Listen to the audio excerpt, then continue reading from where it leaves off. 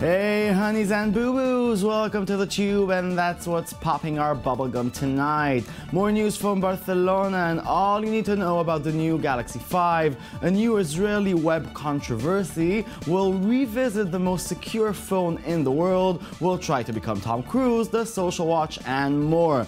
But before we even start, we'd like to show you a photo that's been wreaking havoc on the Israeli web in the last few hours, taken during Israeli Prime Minister Benjamin Netanyahu and German Chancellor Angela Merkel joint press conference a few hours ago. No words need to be added.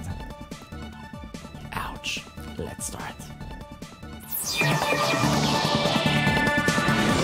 It's another day, another web storm. Israelis hate it when neighboring countries and hostile terror organizations are preparing their kids for war. But apparently they hate it just as well when their own army is doing it. After a statewide drill yesterday preparing schools for a possible missile attack, the IDF has published a photo of a woman soldier talking to school kids, accompanied by this text: "When I enter the classroom, I know I'm preparing the citizens of tomorrow to the next war." Lovely. And boy, did all hell break loose. Thousands of Israelis took to Facebook and Twitter in protest, creating numerous satirical memes and criticizing IDF's spokesperson take on education. Some of the memes repeated the text while using images from violent movies such as this Kill Bill parody, and some maintained the image and changed the text to parody the army's message. Oh, why can't we all just get along? I don't like wars. Okay, big day, you Android fans out there. There's a new Samsung Galaxy out there. Yes, the most popular Android phone got a boost up, and it's very exciting. Okay, it's not that exciting, but it's okay, I guess. Okay, although the new smartphone presents a trove of new features, including a heart rate sensor, it seems like a lot of people in Barcelona Mobile World Congress managed to be, well, disappointed, waiting for a revolutionizing product that is not coming. So where's the excitement? Okay, the phone can measure my heartbeats, but why doesn't it make my heartbeat faster? To answer this and more, we are joined by Omer Kabir, tech correspondent for daily economic newspaper Calcalist, who is still in Barcelona having a blast. Omer, you tried the new Samsung Galaxy. How does the new phone feel? Well, you know, it actually feels like a pretty good phone. It doesn't have as many features as we saw in the Galaxy S4, but it does have some nice things. It has a heart rate monitor. It has a fingerprint scanner. It has a better camera. It's many unique features, many advanced unique features. It's more refined phone. It's more complete. Doesn't have all the gimmicks and shticks that we saw in the earlier model. It's a more serious phone, it's more an advancement, not a revolution. Pretty much like Apple is doing with the iPhone. Every phone is an improvement, not a revolution on the previous model. Yeah, everybody's talking about the fact that the Galaxy is not that exciting. It's even heavier than the older version. Are we expecting too much from every new phone? Well, you know, Jason, I think we do expect too much from every new smartphone, every new Samsung launch. You can't always reinvent the phone. Not every phone needs to be a revolution. And when you try, you sometimes tend to try too hard. The Galaxy S4 was received very warmly after its introduction in New York. But later it turned out that most of these new features were gimmicks. They were not really improvement. The user didn't like it. Reviewers, once they got their hand on deep reviews, didn't like it. This phone, again, is a more solid version. You can't expect every new product to be a revolution. And sometimes you have to be satisfied with a product that is better, even considerably better, but it doesn't a new invention of the phone. What else did you see in Barcelona beside the Galaxy? The Galaxy was definitely the main attraction so far. And we also saw new Gear smartwatches from Samsung, an improvement on the previous model. I think they're still a very geeky, not mainstream product, not chic enough, not useful enough. A lot of other companies like Sony, even Huawei, are trying to go into variable computing. It's in the early stages, but it's really interesting to see all the big companies going into this market. This is mainly because, otherwise what else do you find here? Smartphone, tablets, mobile phones, some computers, some hybrid computers. We are the trending merge of the variable computing is the most interesting thing here in the conference, but it's still really in its early stages. Okay, we're going to talk a bit about the black phone, but we wanted to ask you first, what's the buzz about it in Barcelona? The buzz is actually pretty good around here. They have a small booth and not in a very central location, but it's really packed. A lot of people are standing in line to talk with the founders and developers. There's a lot of interest in the new encrypted black phone. They, by the way, are saying they're not developing it as an NSA-proof phone, but they don't deny that the recent NSA scandal generated a lot of interest in the phone. They're pretty happy by it. The phone, by the way, is going on sale this week for pre-order, and it will be shipped by June, and it will be really interesting to get our hands on it, hoping we will when it's out, and see is it really more secure. Okay, thank you very much, Omer. We'll Thank go you, back Jason. to him. Goodbye. Goodbye. Okay. A few months ago, we were excited to report about a new phone that wants to put your privacy first. It's called the Black Phone, and now people like Omer Kabir finally got to play with it at the new phone at Barcelona. The Black Phone looks like a standard Android phone produced by Silent Circle, a company with an exciting portfolio of security-related software, and Geeks Phone, a Spanish hardware startup. The Black Phone claims to place privacy and control directly in the hands of its users.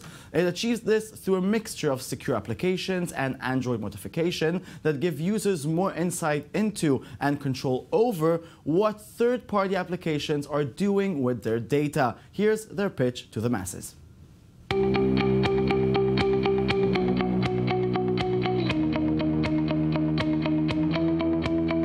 The time has come. Data and humans have become one. Technology was supposed to make our lives better. Instead, we have lost our privacy. We have become enslaved. Now it's time for a change.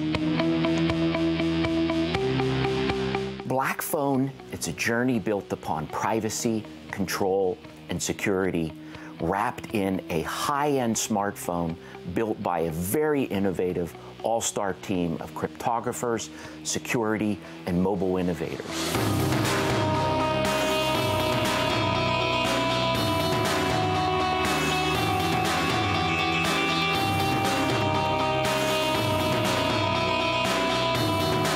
The number one priority in creating Black Phone is to uphold the objectives of privacy.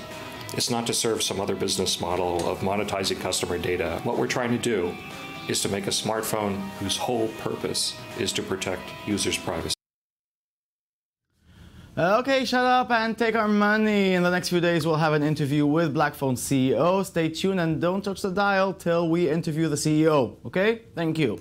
Now, you may have been so blinded with all the Samsung news that you haven't noticed that your Apple product is at risk. The company admitted on Friday that it found a major vulnerability that would let a hacker intercept email and other secure communication sent from iPhones and iPads. By Sunday, security expert Ashkan Soltani tweeted that he found the go-to-fail vulnerability, named after the line of code responsible for the problem. Embedded in Calendar, FaceTime, Keynote, Twitter, Mail, and iBooks applications on Apple's operating systems. The security flaw worried many who said it would allow someone sharing a Wi-Fi network with you, say at a coffee shop or an airport, to see and change messages meant to be sent securely. Apple said they are working on an update. In the meantime, just don't use your Mac or something. Okay, when Minority Report, the movie, came out to theaters in 2002, its futuristic technology looked generations away. Moving screens and multiple apps interacting together at a flick of Tom Cruise's finger seemed like, well, science fiction. But that kind of technology could be real in Well, June. Many startups are participating in the race to create a user interface like the one that appeared in the movie. The Swiss-based software company Dismo might have gotten a head start. Dismo has surpassed its fundraising goal of $25,000 today on Kickstarter. Dismo's user interface will allow customers to move, swivel, shrink, and expand any app, including calendars, maps, spreadsheets, or videos on televisions and tablets. It looks like so much fun. It makes me want to jump on a sofa. You get that? Tom Cruise, Oprah Winfrey. I'm funny. Okay, we all love to play on Sega Genesis and Super Nintendo when we were kids. But are we ready for the movie version of the beloved console war? We may soon find out. Sony is developing a movie based on Blake Harris's upcoming book, Console Wars, Sega, Nintendo, and the Battle That Defined a Generation, with longtime collaborators Seth Rogen and Evan Goldberg attached to write and direct. The book chronicles Sega's rise to success in the early 1990s with its Genesis console and Nintendo's effort to reclaim the dominance it enjoyed in the 80s with its NES. It's like Star Wars for geeks. But now try to imagine how it could look like. Here's the original commercials from that glorious era. Will you be the one to witness the birth of the incredible Nintendo Entertainment System? The one to play with Rob, the extraordinary video robot, batteries not included. He helps you tackle even the toughest challenge. Will you be the first to raise the incredibly accurate Zapper and play games like Duck Hunt or action-packed Hogan's Alley and high-flying Kung Fu, each sold separately? Will you be the one to experience the Nintendo Entertainment System? Comes with Rob, Zapper, Control Deck, 2 controllers, Gyromite, and Duck Hunt. 16-bit arcade graphics. You can't do this on Nintendo. Genesis does. 16-bit sports action. You can't do this on Nintendo. Genesis Does. Genesis Does. Genesis Does. Genesis Does. Genesis does. Get Joe Montana free, Pat Riley free, Buster Douglas free, Super Monaco GP free, or Columns free. What Nintendo? Buy a 16-bit Genesis. Just when you manage to not appreciate HD television. Okay, now meet the Ghost Cube. It's a real product that you can actually buy, and it looks like pure magic. Watch it and be amazed.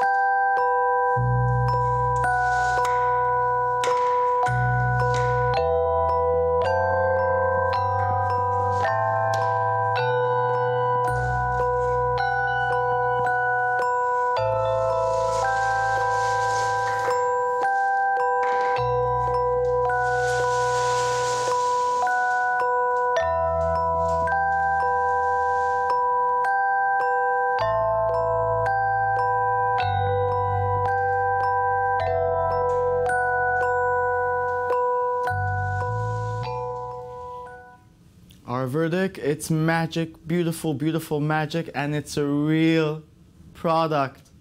Wow. Okay, we like Seven. It was a great movie, but it has a fault. Well, human actors. Now replace those with fruits and veggies, and you got yourself something better.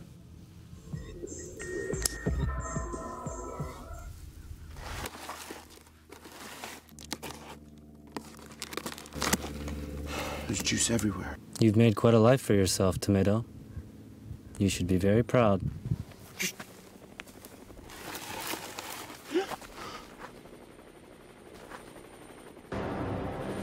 Contact Banana. Copy.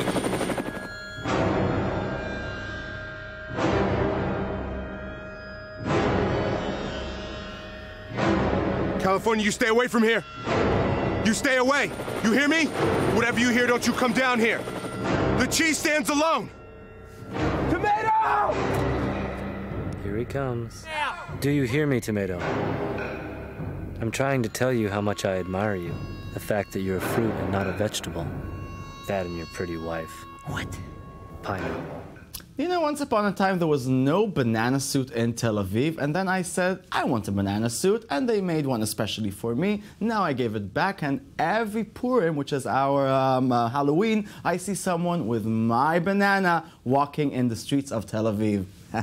Think about it. And that's it. The cape and wig are off. The little wooden hammer is back in the drawer. No more judgment, or in other words, no more the tube for today. Because we're done, log to our Twitter and Tumblr. Tell us what you think about today's show, about the black phone, about the Galaxy. All there, I'm here to listen. It's the Tube 24. And always remember, it gets better. It really does. And if you don't feel like it's going to get better, Twitter, Tumblr, the Tube 24. Goodbye. Thanks for watching.